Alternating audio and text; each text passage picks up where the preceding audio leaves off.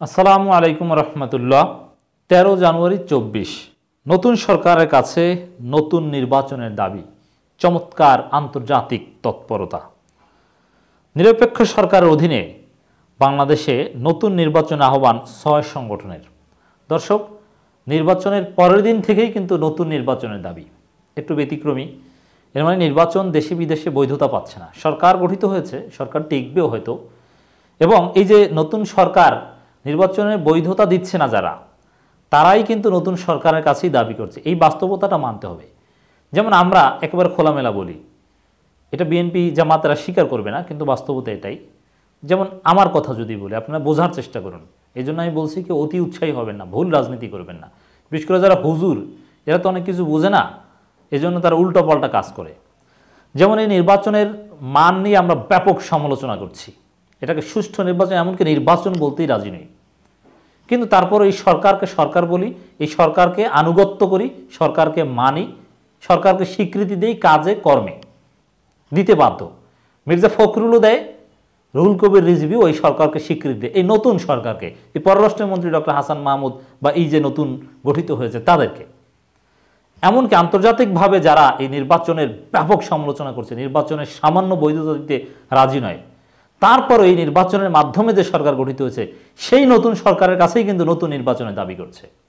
আপনাদেরকে এই বাস্তবতাটা মাথায় রাখতে হবে যে অনেকে আপনারা যারা বিএনপি বা জামাত করেন, আপনারা নতুন নির্বাচনের দাবি করবেন বা করেন, সরকারের বিরুদ্ধে নিয়মতান্ত্রিকভাবে সাংবিধানিক অধিকার হিসাবে যে তৎপরতা চালানোর অধিকার রয়েছে সেটা চালাবেন, কিন্তু সরকার বা রাষ্ট্রের আনুগত্য যতটুকু করা দরকার ততটুকুও করবেন। রাষ্ট্রে আনুগত্য না করাটা একটা ক্যাওটিক সিচুয়েশন, সেটা রাষ্ট্রদ্রোহিতা, সেদিকে আপনি যেতে পারবেন না, বা সেদিকে যাওয়া ঠিকও না, এবং সেভাবে কিছু পারবেনও না। একটা সিস্টেমের মধ্য দিয়েই আপনাকে আপনার দাবি, আপনার অধিকার, আপনার রাজনীতি করতে হবে, একটা কাঠামোর মধ্য দিয়ে, নিয়মতান্ত্রিক কাঠামোর মধ্য দিয়ে। এই বিষয়টা বুঝতে হবে। তো এটা সরাসরি তো আর রুহুল কবির রিজভী বলবেন না, বা অধ্যাপক মুজিবুর রহমান বলবেন না যে না এই সরকারকে আমি মানি। মানে যে তাদের বিবৃতিতে স্পষ্ট, কারণ তারা এই সরকারের কাছে দাবি করছে, নেতৃবৃন্দের মুক্তির দাবি করছে, নতুন নির্বাচনের দাবি করছে, এবং নাম বলে বলছে যে নতুন সরকার অনতিবিলম্বে আপনারা নতুন নির্বাচন দিন, তত্ত্বাবধায়ক সরকারকে ক্ষমতা হস্তান্তর করুন। মানে সরকারকে মেনেই কিন্তু দাবি করতে হয়, কারণ বাংলাদেশ এই পর্যায়ে যায়নি। প্রকাশ্যে যদি সশস্ত্র বিদ্রোহ করে তখন সরকারের কাছে কোনো দাবি করে না, বরং সরকারকে জোর করে সরিয়ে তাদের দাবি আদায়ের চেষ্টা করে। সেরকম কোনো পরিবেশ নেই, সেরকম পরিবেশ হওয়ার ন্যূনতম কোনো সম্ভাবনা নেই। অতএব সরকারকে মানেন আপনারা সবাই, আপনি আমি সবাই, এরপরে আপনারা এবং বিদেশিরাও। যেমন এই যে যুক্তরাষ্ট্র স্যাংশন দিবে, এটা আমি এখনও নিশ্চিত, কিন্তু যুক্তরাষ্ট্র কিন্তু সরকারকে মানে, সরকারকে মেনেই ওই সরকারকে স্যাংশন দিতে হয়। এটা কিন্তু একটা সংশোধনের প্রক্রিয়া, নিয়মতান্ত্রিক সংশোধনের প্রক্রিয়া। এটা বিদ্রোহ নয়, এটা গণতান্ত্রিক প্রক্রিয়া। বিদ্রোহ এক জিনিস, গণতান্ত্রিক প্রক্রিয়া আর এক জিনিস। বাংলাদেশে নিরপেক্ষ সরকার অধীনে নতুন নির্বাচনে আহ্বান জানিয়ে একটি যৌথ বিবৃতি দিয়েছে 6টি আন্তর্জাতিক সংগঠন। বিবৃতিতে রাজবন্দীদের মুক্তি দেওয়ার আহ্বান জানানো হয়েছে। বলা হয় 7 জানুয়ারি অনুষ্ঠিত নির্বাচন যথাযথভাবে বা প্রতিদ্বন্দ্বিতামূলক হয়নি। বিবৃতি দেওয়া সংগঠনগুলো হলো Asian network for free election, world alliance for citizen participation, international federation for human rights, Asian democracy network, capital punishment justice project Australia ও anti death penalty Asia network. তো এই 6টা সংগঠনের আগেও বাংলাদেশের নানান বিষয়ে বিবৃতি দিয়েছে, এবং আমরা সেই বিবৃতি বিশ্লেষণ করেও আপনাদেরকে শুনিয়েছি। দর্শক, আপনারা জানেন। তো তাদের এই দাবিটা একেবারে খাস। যুক্তরাজ্য, জাতিসংঘ, ইউরোপিয়ান ইউনিয়নের যে বিবৃতি, সেই বিবৃতির মূল কথা কিন্তু আবারও সুষ্ঠু নির্বাচনের দাবিকে সমর্থন করে, কিন্তু নতুন নির্বাচনের কথা তারা স্পষ্ট বলেনি। তা আন্তর্জাতিক কমিউনিটির মধ্য থেকে এই 6 সংগঠন প্রথম আনুষ্ঠানিকভাবে নতুন নির্বাচনের সুনির্দিষ্ট দাবি করল। অতএব এটা খুবই গুরুত্বপূর্ণ হিসাবেই দেখতে হবে। যৌথ বিবৃতিতে বলা হয়, এমন বহু খবর ও তথ্য প্রমাণ আছে যেগুলো নির্বাচনের আগে ও নির্বাচনের দিন ব্যাপক অনিয়মের চিত্র দেয়। এর মধ্যে ভোটারদের চাপ প্রয়োগ এবং ভোটারদের ফলাফলে কারচুপির মতো বিষয় রয়েছে। দেখেন, শুধু নির্বাচনের আগের দিন আর একদিন এটা কেন, টোটাল প্রসেসটাই তো সমস্যা ছিল। কারণ নির্বাচন doesn't meet only polling day, এটা কমপক্ষে 6 মাসের।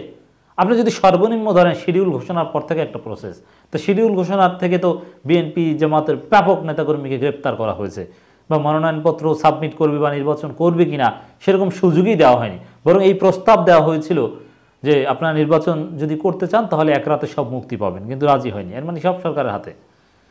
ফলাফলে কারচুপির মতো বিষয় রয়েছে, এগুলো গুরুতর গণতন্ত্রের মূলনীতি ক্ষুণ্ণ করে।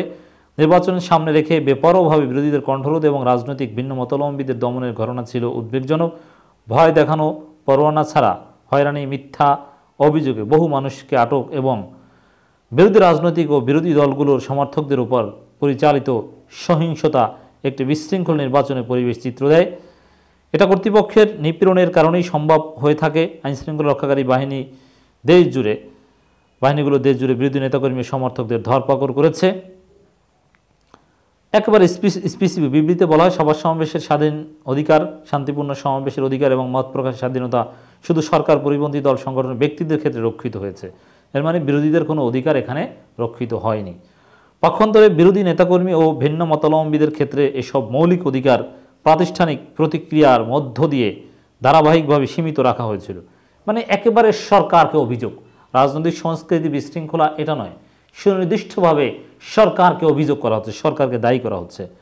বাংলাদেশ জাতীয়তাবাদী দল, বিএনপি, বাম গণতান্ত্রিক জোট, গণতান্ত্রিক মঞ্চ, বিরোধী রাজনৈতিক দল ও জোটগুলো নির্বাচন বর্জন করেছে। নির্বাচন কমিশন সহ রাষ্ট্রীয় প্রতিষ্ঠানগুলোতে পক্ষপাতমূলক অবস্থান, নির্বাচন প্রক্রিয়া সুষ্ঠু, মানে একেবারে বিরোধী দলগুলো যে অভিযোগ করেছে, এমনকি ভোটের হার নিয়েও তারা প্রশ্ন তুলেছে, এটা বাস্তবসম্মত নয় বলেছে।